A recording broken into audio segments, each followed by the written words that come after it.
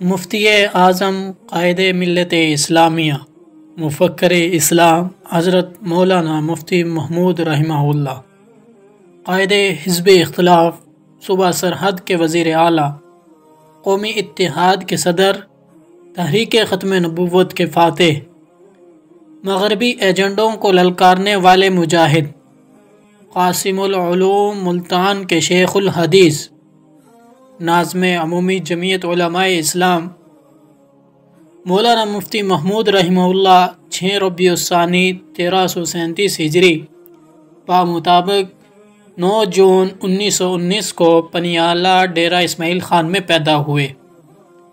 آپ کے والد کا نام حضرت مولانا خلیفہ محمد صدیق تھا۔ مولانا مفتی محمود رحمہ اللہ نے ابتدائی تعلیم اپنے والد اور مولوی محمد صاحب سے حاصل کی۔ 1933 میں آپ نے مڈل کا امتحان اعلیٰ نمبروں سے پاس کیا۔ 1936 میں مفتی صاحب اعلیٰ تعلیم حاصل کرنے کے لیے دارالعلوم دیوبند تشریف لے گئے، لیکن بعض وجوہات کی بنا پر وہاں سے مدرسہ شاہی مراد آباد چلے گئے اور 6 سال وہاں رہ کر تعلیم حاصل کی۔ 1942 میں تعلیم سے فراغت کے بعد چند سال آپ نے مدرسہ معین الاسلام عیسیٰ خیل ضلع میاں والی میں تدریس کے فرائض انجام دیے۔ اس کے بعد 2 سال تک سید عبدالعزیز شاہ کے قائم کردہ مدرسہ میں پڑھاتے رہے۔ 1946 میں مفتی صاحب کی شادی عبدالخیل میں صوفی نیاز محمد کی صاحبزادی سے ہوئی۔ 1951 میں مدرسہ قاسم العلوم ملتان تشریف لے گئے۔ 1955 میں آپ مدرسہ قاسم العلوم کے اندر شیخ الحدیث کے منصب پر فائز ہوئے۔ 1975 میں آپ کو جامعہ کا محتمم منتخب کیا گیا۔ جمعیت علماء ہند میں مفتی صاحب کا کردار۔ 1937 میں آپ نے ہندوستان کے الیکشن میں جمعیت علماء ہند کی رکنیت سازی کی۔ 1942 میں انگریز کے خلاف اٹھنے والی ہندوستان چھوڑ دو کی تحریک میں نمایاں حصہ لیا۔ اس وقت حضرت مفتی صاحب نے اپنی تعلیم مکمل کر لی تھی اور جمعیت علماء ہند کی آل انڈیا کونسل کے رکن اور سرحد جمعیت علماء ہند کے کونسل مقرر ہوئے۔ اس وقت آپ سرحد جمعیت کی ورکنگ کمیٹی کے صدر بھی بنے۔ 1953 میں جب تحریک ختم نبوت چلی تو دوسرے علماء کے ساتھ جیل چلے گئے۔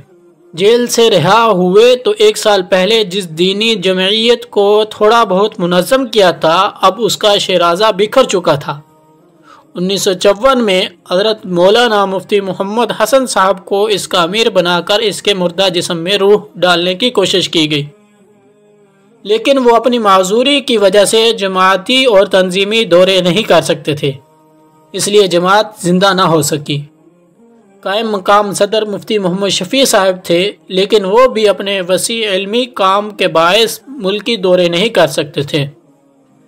1954 سے 1951 تک مفتی محمود صاحب نے جمعیت کی تنظیم کے لیے ملک گیر دورے کر کے اس مردہ جسم میں جان ڈال دی۔ پھر 1958 کے مارشل لا کے ذریعے تمام جماعتیں کالعدم قرار پائیں تو ان میں جمعیت بھی شامل تھی۔ 14 جولائی 1962 کو قومی اسمبلی میں سیاسی جماعتوں کی تشکیل کا مسودہ قانون پاس ہوا۔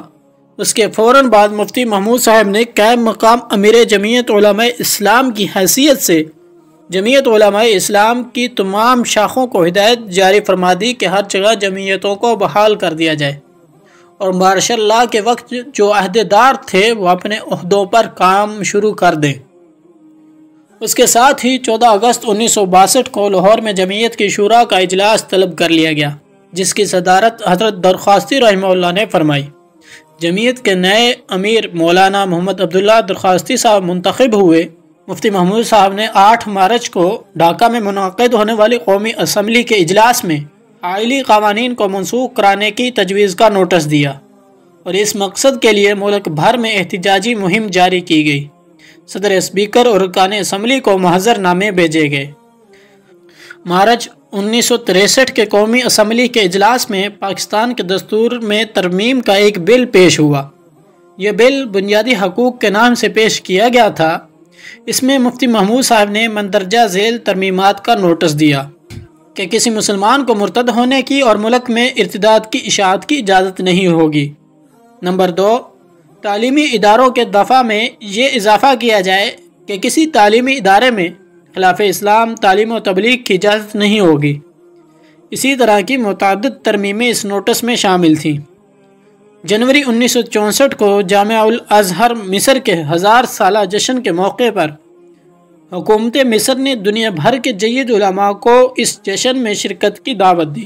پاکستان سے جو وفد مولانا محمد یوسف بنوری رحمہ اللہ کی زیر قیادت اس تقریب میں شرکت کے لیے مصر گیا، مولانا مفتی محمود صاحب بھی معزز رکن کی حیثیت سے اس میں شامل تھے۔ مولانا مفتی محمود صاحب اور مولانا غلام غوث ہزارفی صاحب نے جس طرح وہاں اسلام کا حق نمائندگی ادا کیا، علماء اسلام آج تک اس کو یاد کرتے ہیں۔ 1968 میں مفتی محمود صاحب نے ایوب خان کے خلاف اپنی جد و جہد کا آغاز کیا اور اس سلسلے میں انہوں نے لاہور میں ایک ملک گیر کانفرنس منعقد کی اور 20,000 علماء سے لانگ مارچ کروایا۔ یہی وہ مرحلہ تھا جب ملک کے دوسرے قائدین ان کی سیاسی بصیرت اور عملی صلاحیتوں کے معترف ہوئے۔ 1970 کے انتخابات اور جمعیت علماء اسلام کا کردار، اس کے متعلق ہم آپ کو اپنی اگلی ویڈیو میں بتائیں گے انشاءاللہ۔